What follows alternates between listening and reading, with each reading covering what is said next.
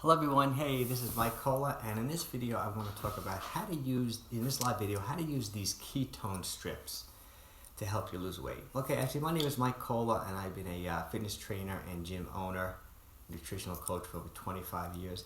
And in this live broadcast I want to talk about how I use these ketone strips to keep my body fat under control, and how my other clients, and how I recommend my clients use these strips as well. Okay, first let's talk about what ketosis is. Ketosis just means is that there's very little carbohydrate stored in your muscle and your liver. You're pretty much on a low carbohydrate diet, and your body is giving off ketones, so you're pretty much burning fat as fuel. So in my opinion, it's an optimal state to be in if you're looking to burn fat. And in this video I'm going to explain to you how I go in and out of ketosis, how I cycle my carbohydrates so I still have enough energy to work out. But at the same time, if I'm looking to lower my body fat, I may sneak into ketosis for a day or two, within a week to help lower my body fat. But then I may carb up a little bit so I have energy to actually keep on working out. Because I'm into physique enhancement and I'm into bodybuilding. A lot of my clients are as well. But let's first talk about these strips. Okay, pretty much what these ketone strips are. You can buy these at the pharmacy.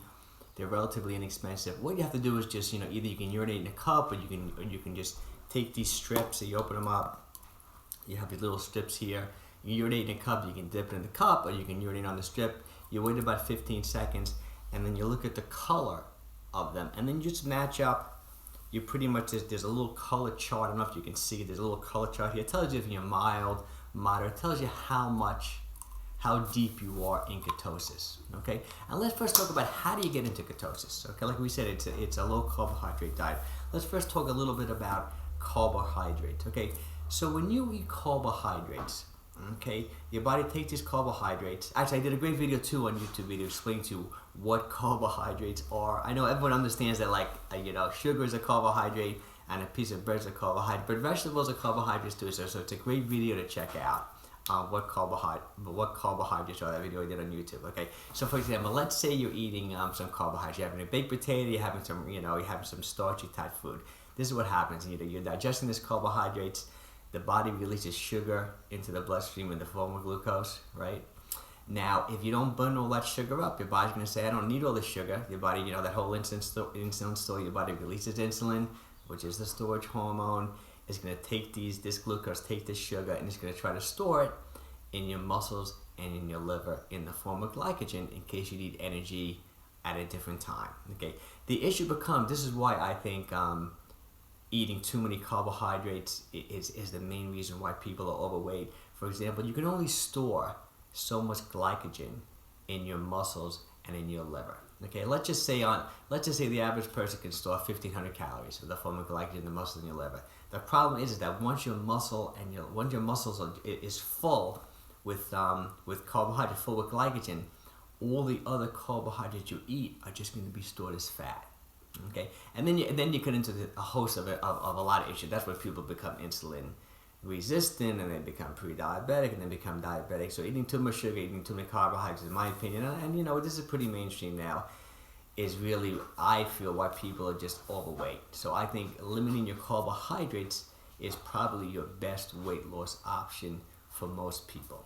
And one main reason why I believe that too is that carbohydrates are pretty much empty calories. They're just sugars. Okay, obviously vegetables are good for you, but pretty much all other forms of carbohydrates have very, very little nutritional value. Plus, there's no essential carbohydrates. There are essential amino acids, essential proteins that your body can't produce that you have to eat, and there are essential fatty acids. That means fats that your body can't produce that you have to eat. So you have to eat fat, healthy fat, and you have to eat protein. But you can make an argument that you can get by with very, very little carbohydrates. Okay, so let's talk about how I would recommend my clients going into ketosis, or how I may recommend how I would go into ketosis. Okay, first of all, I like to create a baseline. Okay, say my goal is, like, for the next month or so, I want to lower my body fat. Say my body fat's 10%, I want to go down to 8% body fat. Okay. What I do first for a day or two is that I'll reduce my carbohydrates to a relatively low level. So I'll eat 50 grams of carbohydrates a day, or maybe 100 grams of carbohydrates a day. There's 4 calories per gram. So if I eat 50 grams of carbohydrates, I'm only eating about 200 calories for the day in carbs. If I go up to 100, I'm eating about 400 grams of carbohydrates for the day.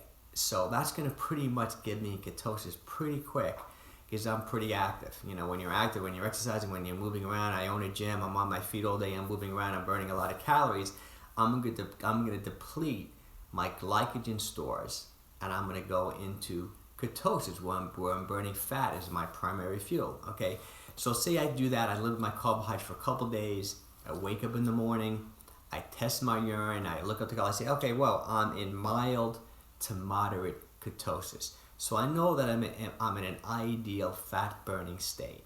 So that means, so at that point I can say to myself, okay, what day am I in my workout schedule?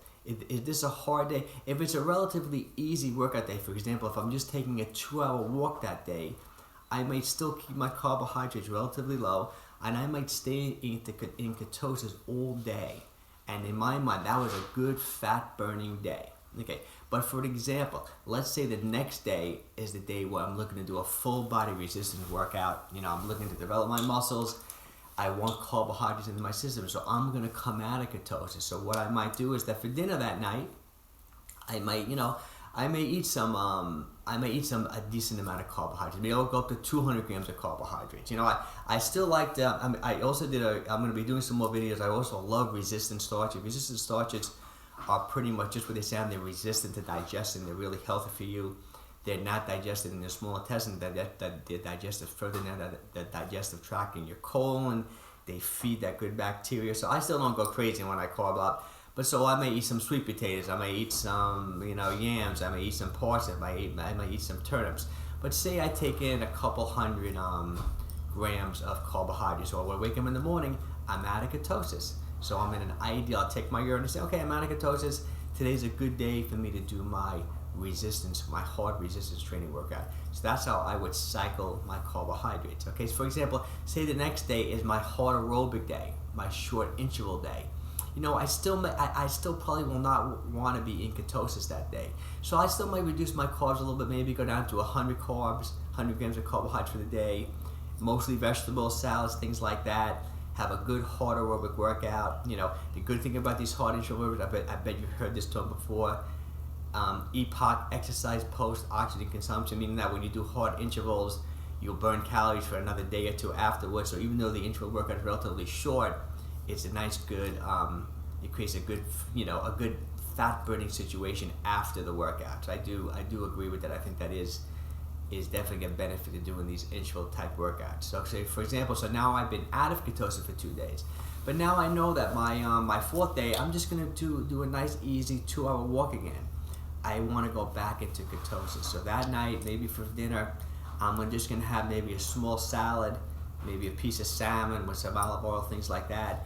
I'm going to wake up in the morning, I'm back in ketosis. And I'm going to stay in ketosis all day, creating this ideal fat burning state. So this is a way where I can cycle in and out of ketosis. I can create an ideal, opportunity to burn fat. But then when I come out of ketosis, I still have energy to do good workouts, so it's a great way of cycling your carbohydrates. I mean, to stay in ketosis for long periods of time. I know these ketogenic diets, there are some professional athletes even on it.